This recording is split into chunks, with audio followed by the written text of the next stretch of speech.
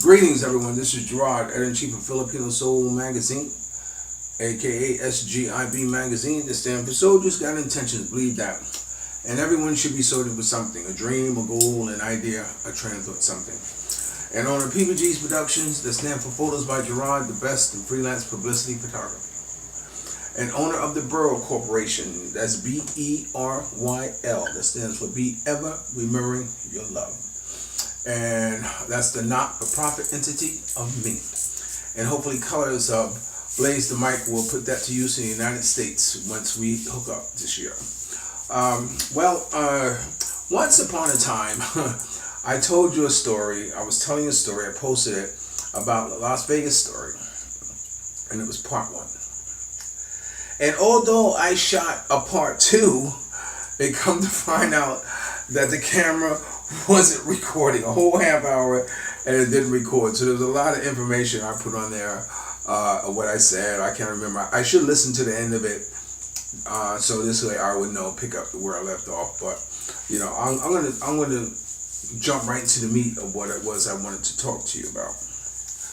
In Las Vegas, once I had the event that I was hosting, or the event that I was putting together, the Vonney Hilton Sweeney pre-Grammy Party reunion, honoring Vonney Hilton Sweeney, of course, Ali Woodson, former lead singer of Temptations, MC Carter, who was the founder of the Players Toast, also Patrice O'Neal, and also headlining was my artist Timothy Wilson. And when that whole thing collapsed, and due to, I don't want to get into it, but I'm giving a big shout out to Victoria, who pulled my string and told me that my backer was broke. And then all he had to do was put his card up and everything came coming down. And I ended up in a hospital as a nervous breakdown, homeless, broke, because I invested everything I had into it. I was driving up and down California. I saw April Sutton, who was the first female VJ on WBLS, who was the host of the pre-Grammy party, who was the youngest female to be inducted into the Broadcasters Hall of Fame, I think it was. Video, and calling me the Pittman, who was a close friend of Vonney Hilton Sweeney, who was also a backer. I wanted to talk to her face to face because I want to know the money aspect of it, and the best way to find out about the money aspect of it is not talking over the phone, is by looking you in the eye and say, okay, now tell me, you know. And she told me, you know, they never really made any money, you know, and you know, she was grateful to break even, she was married to Jerry. Calamita also hosts the Rosebud Breast Cancer Awareness that takes place every October in Los Angeles. That is the closest things to Vonney's pre-Grammy party. A lot of the same people who went to it will go to hers. So if you want to be in that atmosphere of people who were part of the backbone of the black music industry, and not only music but film and producers and as a matter of fact, one of the people who did it last time was the one who was the seller of Michael Jackson's Never Never Land, who sold Never Never Land to Michael Jackson. Okay, so anyway, that's the type of caliber of people we're talking about who go to that event. She was also husband to Jerry Pittman. Jerry, who is was the first black limousine owner in Los Angeles. And Bonnie, we know, was the manager and close confidant of the Godfather soul, Mr. James Brown. And we know if there's a heaven up above, she should be teaching people how to network. But that's what it was all about, her networking, making it possible for people to meet people, to help them achieve their dream and their goals. In fact, my magazine wanted to come about if after, you know, I told Bonnie, I want to do a magazine. So she said, okay, Gerard, call this number. And I called the numbers in New York, a guy named Harry Wrangler. So I called Harry Wrangler. And I said, Harry, yeah, Vonney Hilton Sweeney told me to call you. He said, Bonnie told you to call me? I said, yes. So he says, what do you want? I said, I want to put together a magazine. So he said, hold on. He came back and said, here, call Craig and tell Craig I told you to call him. So I called Craig, and Hello, Craig? Yeah. He says, Harry told me to give you a call. He said, Harry? Harry Wrangler? I said, yeah, Harry Wrangler told me to give you a call. He said, yeah, well, what do you want? I said, I'm putting together a magazine and I want to get a hold of artists on it. Say no more. He sent me a link to a website that had every artist in the world who was dropping an album, who was available for interviews, the tour. I mean, it was absolutely unbelievable. It was like my having a smorgasbord of going to the grocery store and say, okay, I have a little Donna Summers. Let me see. I have a little of this. I have a little of that. Oh yes, I like to interview him. It was like that. So and that's networking. That's networking. You see, that's what the lost art is today. Is networking. Networking is not, can you do this for me? And I say, yeah, I can do you, but what's in it for me? Or how much would it cost you to? No. Networking was just the pure satisfaction of helping you get to where you wanted to go in life, and not to be that obstacle to stand in your way.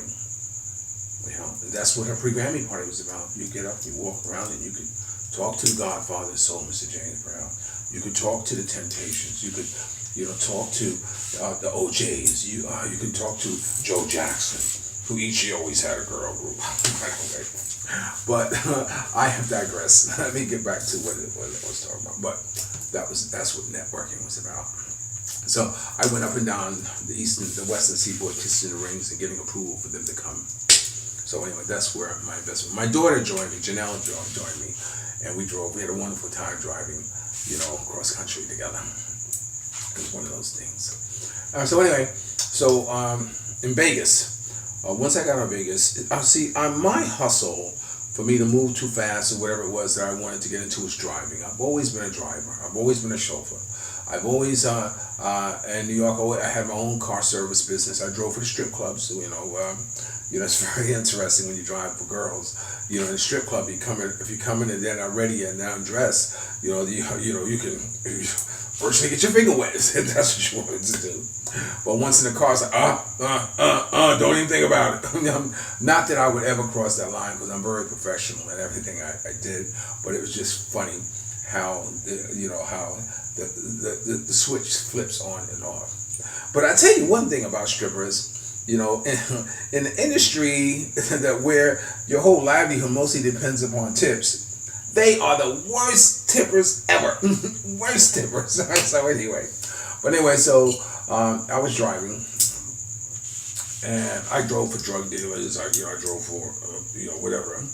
In fact, this one guy who I drove for on Long Island, I drove him somewhere, and he came out and said, "Okay, Gerard, I want you to drive very careful."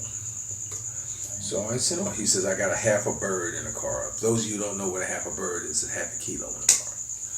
So I always felt safe in driving what it was, because whenever somebody I was driving for, I told them my name was Driver. So if they put the name in their phone, if I got stopped, whatever it is, who are you? I'm Driver. Look at their phone. That's what I do. I drive. Which virtually exempts me from whatever happens in the car, in my mind. Exempts me from whatever happened in the car, because it was like my way of protecting myself, so not to be confused with whatever activity I was going on in the car. Okay. So anyway, when I drove him and brought him back, and I asked, he said how much it was. I said it was $30. He said $30. $30? You charging me $30 to go to here and there and back? I said, wait a minute. You got a half a bird in my car, and I drove you to point A to point B safely. You should be giving me $200 or $300. But see, that's the mentality. See, old school would have done that. The new school mentality is like, no, how can I get over on you? And it's unfortunate, but that's how it is. And so in driving and knowing that I was moving too fast, I often drove for moving too fast, in lieu of cash, or a little cash for gas and moving too fast. So anyway, I was I had these two kids, who I drove for. They gave me $10 in gas, and a little something, and make sure they drove out the $10 in gas before they got out the car. So I was like, that didn't work out right. So anyway, so one time they went to the gas station, they got out, and this one guy got in the car, and they were riding with him, and he says, what are you doing? I said, well, that's it. He says, can you take me somewhere? I said, sure. So he went to the store. He said, I'm going to the store. Come on. He says, you hungry? I said, yeah. So I went to the store, and he had food stamps, because sometimes people pay in food stamps. So he had food stamps, and he said, you want anything? I said, yeah. I said, I want a Coke. I want a Coke. He said, look, man. He said, these are foods. Get what you want. He said, get what you want. I said, oh, okay. I'll take some lunch meat. I'll take some mayonnaise. I'll take some bread. I get provisions. This is some sardines. Pimp in the back of the days, he always had sardines and tuna fish in his trunk, because this way he could always eat something. That's why I eat now, tuna fish. But I took some of this, but I got a case of Coke and all that stuff. He said, fine. So I ended up driving for him. He was a pimp. He was a pharmacist, drug dealer pharmacist. He was a pharmacist. And he had this one girl, her name was Shay. Very, very pretty girl. Redbone, ride or die chick, I guess you might say. And I would pick him up and drive him, and he would see someone on the street, and one jump out, hey, yell at him or whatever, and take him back to the motel or what have you. And let me just put this, because I want to play something for you. And so anyway, so he took him to the motel once, and he would pay me, I think it was $50 a day, and plus a little something, which was good money for me. It wasn't much, but I was on standby for him whenever he wanted to drive. I had this place where I parked in Las Vegas. I call it Mount Olympus. You know what I'm saying? Because whenever I wasn't driving as a park, I would go sit there and I'd either sleep or something. I'd wait for the phone to ring, and it was like, dun, dun, dun, dun, I'm off to another episode. Like this, coming out of the bat cave. Go pick somebody up, taking it, whatever, back. So that was the kind of thing it was. So Shay had said to me once. She said, because in Vegas they have people selling waters. So Shay had said to me, Shay would call me, and her being a mango girl, a street entertainer, a hoe. She was a street entertainer. So she would say, Gerard, come pick me up and go shopping. So I would pick her up, and I would take her to this one place where she always shopped, and she would buy a new outfit or whatever, and then come back. So anyway, so I was like, we were at the hotel. I'm sitting chilling, like just waiting for the next, assignment or whatever. And so, she says, so I said, wow, those guys are selling water. She said, Gerard. She said, why don't you get a hustle? I said, well, a hustle is driving. She said, no, you ain't making it. Why don't you get a hustle? Why don't you sell water? I said, sell water?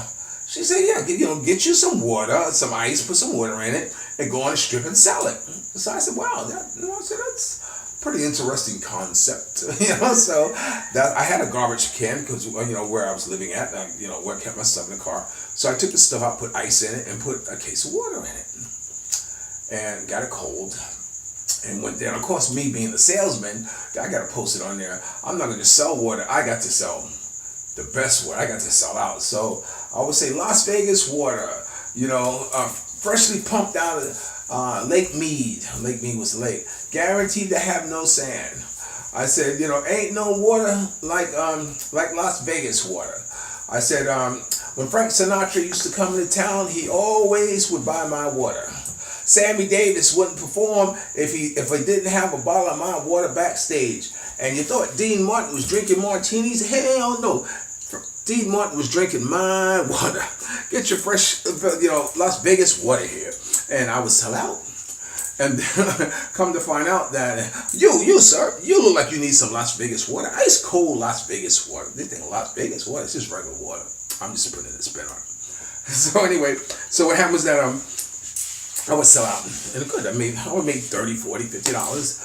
$60 a day selling water, so it was good money.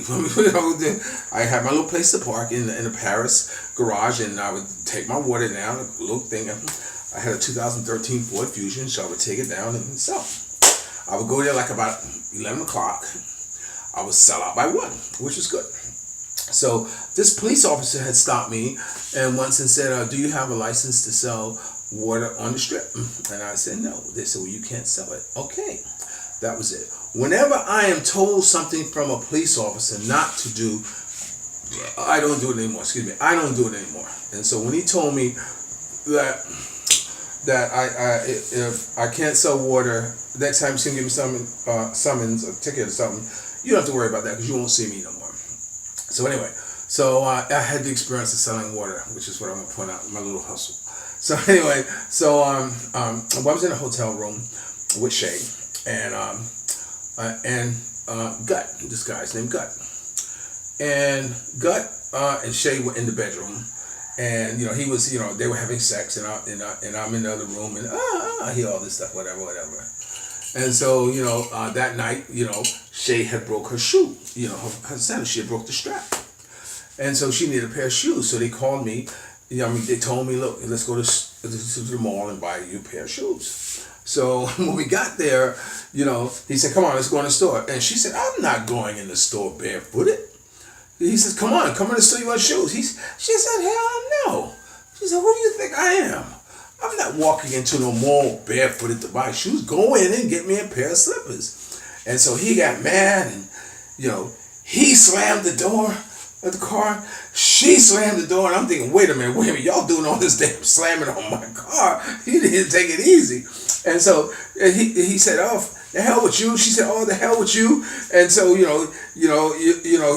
left and she got in the front. She said, Gerard, take me somewhere. And I'm like, I hate being caught between two, So I said, okay. So she said, I thought I gave him all my money. I don't never give him all my money. She said, come on, I'll pay you. And so I took her, whatever. So it was just the idea that broke up like that. And so I said, well, you know what? I said, I thought you two, the way you were going at it last night, I thought you two in love. The way you were sounding, she said, I'm supposed to sound like that. I'm a street entertainer. I said, oh, okay, so I laughed or whatever. But one time we were driving, and this guy was on the radio. She was playing, because she was playing all these things. I said, wow, that guy sounded pretty nice. She said, you don't know who that is? I said, no, who is it? She said, that's Gutt. I said, that's Gutt. The guy's been driving around. The guy's been taking care of it. The guy's been making sure I have everything I need. The guy that's stone cold, hardcore hustler. That's who I've been. She said, yeah, that's Gutt. And so now I said, oh, I got to interview. Oh, God. Oh, I got to. No, strictly business. So this is a song that she was playing. And I'm going to tell you more about it in a second. But this guy used to take care of your WH.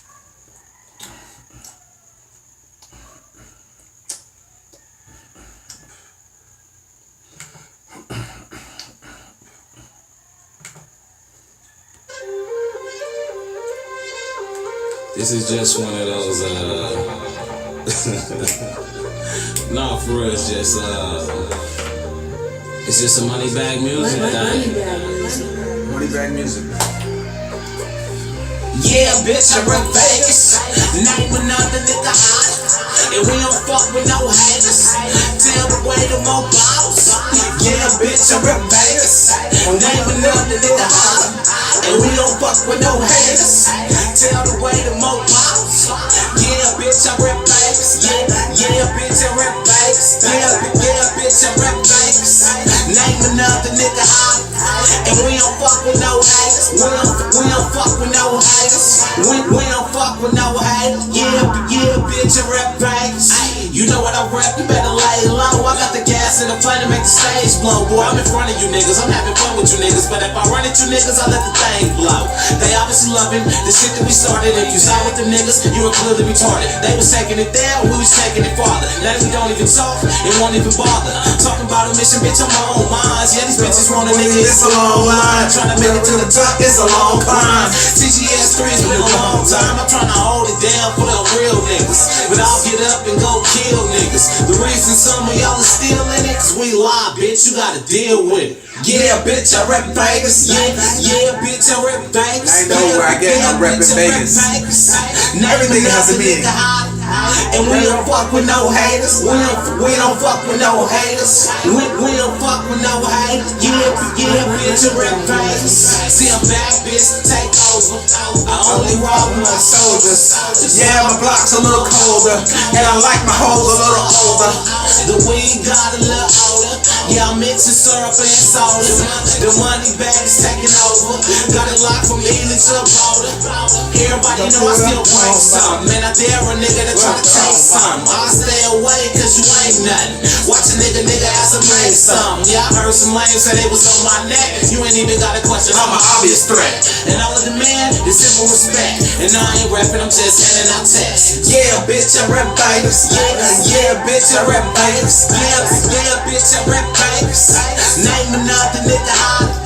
And we don't fuck with no haters. We don't fuck with no haters. We don't fuck with no haters. Yeah, bitch, I rep Vegas. Yeah, bitch, I rep Vegas. Yeah, bitch, I rep Vegas. Yeah, bitch, I rep Vegas. Name another nigga hot. And we don't fuck with no haters. We don't fuck with no haters. I truly, for the first time, actually been with an artist who actually lived the life he rapped about. We don't fuck with no haters. We don't fuck with no haters. Yeah, bitch, I rep Vegas.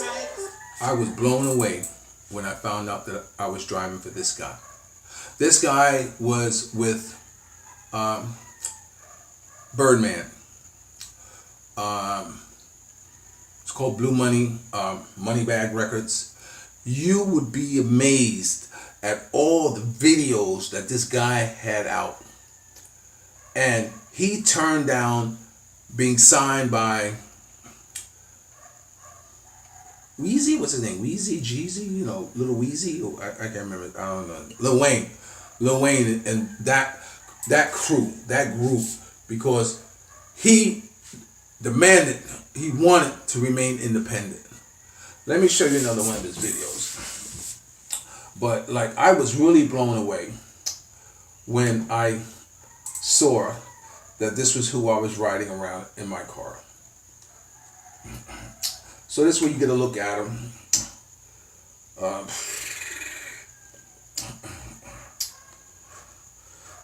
Okay. I'll do it this way. Let's go this way. This might be the easiest way to do it.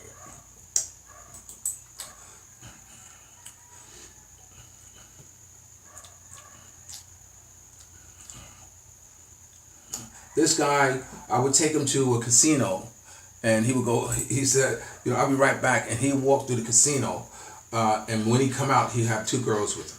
Niggas always talking that motherfucking shit. Yo, police.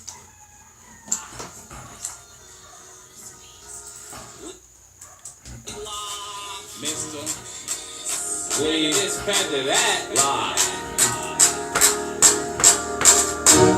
Pussy ass niggas always talking that motherfucking shit. Yo, police ass nigga. How you gonna get on the motherfucking record and try to talk about some real niggas? You a police ass nigga. Yeah, you got black and white on you. You a panda ass nigga. You a panda ass nigga. Them niggas you wild with is panda ass niggas. You see a nigga that got black and white on him, he the police nigga and he's a panda. We are very classy dude. $1,000 to the shooter. 12 inches, that's a ruler. Top it off with a ruler. You try me and I shoot you. Better run away. Killers that don't put their gun away. I was gonna change my life, but I'ma have me some fun today. Cause these bitches don't know shit, and these niggas on some whole shit. Riding around with these guns, they getting beat and don't blow shit. Panda. Speaking on black and white, you a whole snitch out here. Boy, I should've blacked your eyes. 3 turns for the blue team. Sit back and watch the do things. I be dreaming about hundreds. What you call that? Blue dream.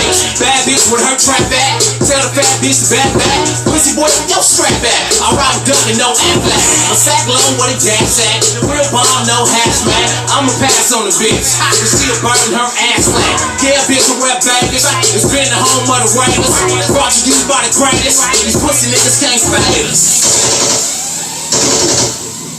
panda, one snitch, panda, panda, two snitch, panda, panda, three snitch, panda, panda, three snitch, they took care of it. Get scoped out and shot up, boy, take your whole block up, boy, your bitch ass to die, all your bitches here is blocked up. I'm a ride from the whole team. Before I was 20 was an OG. Shit up before this turn police. Fuck what you heard, they don't know me. I wouldn't fuck with your bitch, nigga. Cause you fuck with a snitch, nigga. No niggas don't like me, but I ain't never been a snitch, nigga. I was raised where it goes down. Never once was you there, nigga. If you was ready when it came around, but you can't cause you a switch, nigga. Niggas know who I ride with. F niggas my side kid. I placed the card on my bottom. She wouldn't broke on my side bitch. I put in work on my haters. Know them niggas can't save me. You was running your mouth, I was keeping it playing. Stop faking, you not us. The pussy's run when the shot bust. Y'all been fucking with the police, but in the streets y'all dodge us. Fake niggas done switched up, stumped their head to their ears touched. For every killing I'm teared up, I go to war and I'm teared up. One snitch, panda, two snitch, panda, three snitch, panda. And every time you try to put yourself up against some real niggas, man, go get your rap facts, nigga. Nigga, it's paperwork on you, nigga. And it's paperwork on your bitch, nigga. The paperwork on that nigga he fucking with, nigga.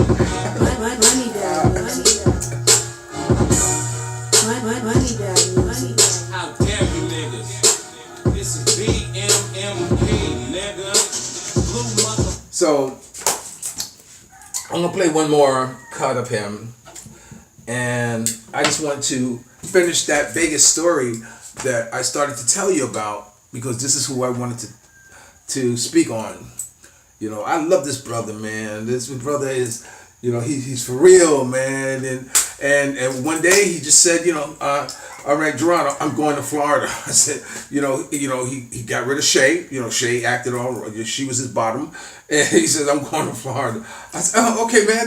He gave me his number, but I lost my phone's at another store or whatever. I've been trying to reach him, you know, just to say hello to him and everything, to tell him thank you. I want to tell him thank you for doing so much for me. There were a lot of people in Vegas who had helped me, mostly street entertainers who were homeless or whatever, because I had a car. So they would, you know, get in the car or whatever, and, you know, you do what they do. And this one time, girls always love to give me things. So I got a lot of things from this one girl. She was a dipsy dumpster diver. She would go into dipsy dumpsters and look for shit. And she would find some crazy things. I had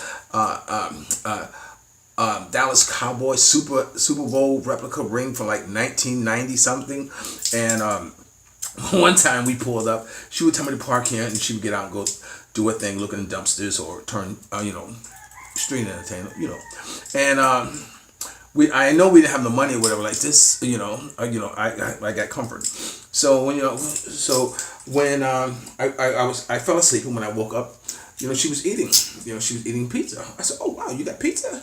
Yeah. And she said, you want some? I said, yeah. So of course I'm hungry. So I'm eating pizza. I said, wait a minute. You didn't have no money. Where'd you get pizza from? She said, out of the garbage. I said, oh.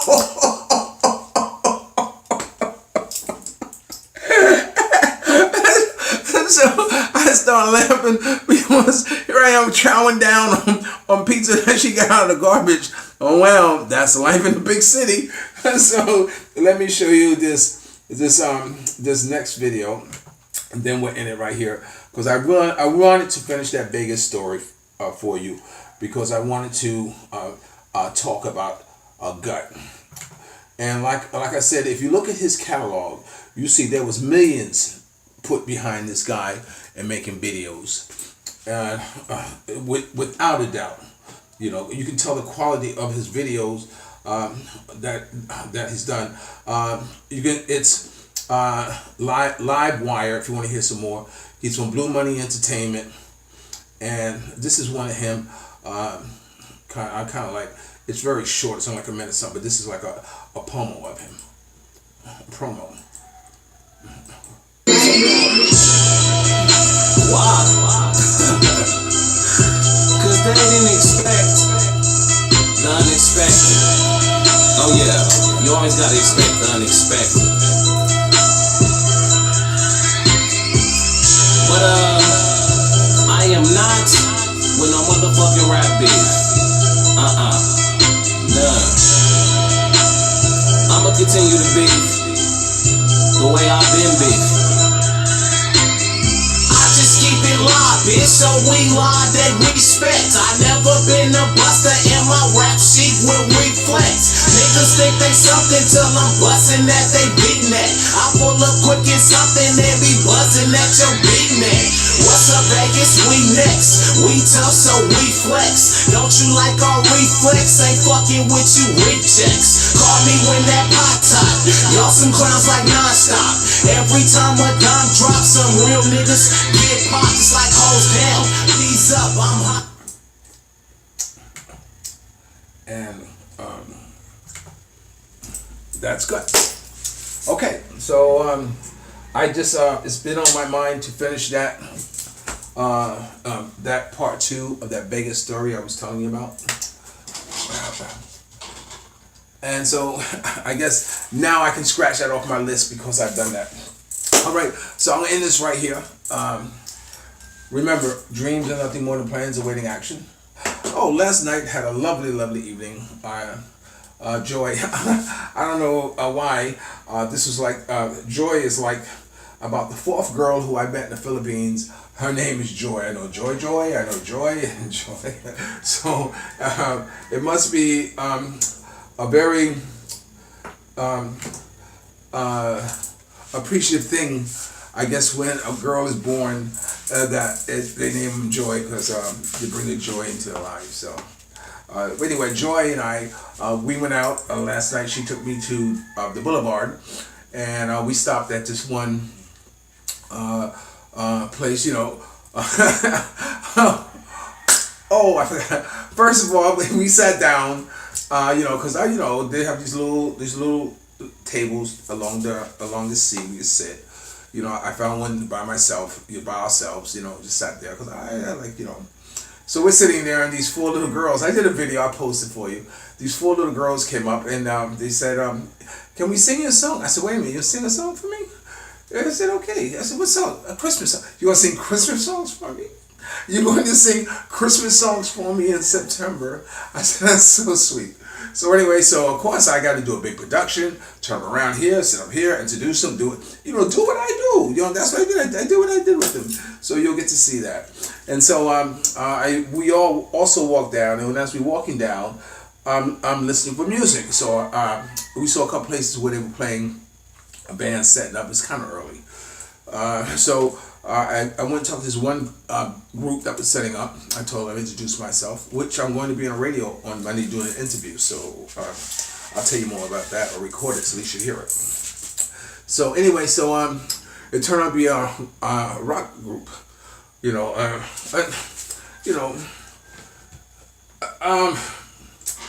60-year-old rockers, I guess. You know, not rockers, not in any derogatory